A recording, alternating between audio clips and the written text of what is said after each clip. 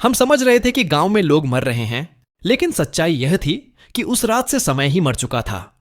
यह बात रायस्टार को तभी समझ आ गई थी जब उसने देखा कि गांव के पुराने टावर में लगी घड़ी की सुइयां उल्टी चल रही थी, और फिर भी किसी को यह अजीब नहीं लग रहा था। गांव का नाम था कालपुर, जहां हर सुबह वही लड़की उसी रास्ते से अपने प्रेमी से मिलने जाती दिखती थी, और वही लड़का उसी जगह उसका इंतजार करता था। वही मुस्कान, वही बातें। लेकिन रात होते ही कोई एक इंसान अचानक गायब हो जाता और सुबह फिर सब कुछ पहले जैसा लगता।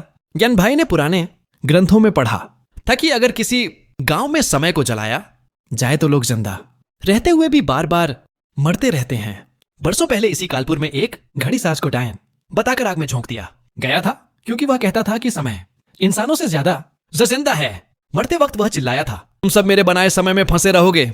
उसी रात रायस्टार ने देखा कि हर घर में टंगी घड़ियों के पीछे से राख गिर रही है, और उन घड़ियों के शीशे में चेहरे उभर रहे हैं।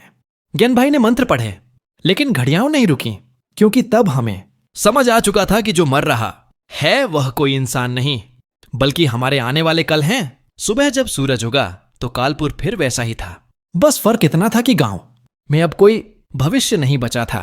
और जाते जाते ज्ञान भाई ने कहा, रायस्टार, जहां समय मर जाता है वहां लोग जिंदा रहकर भी सिर्फ बीते हुए पल बन जाते हैं।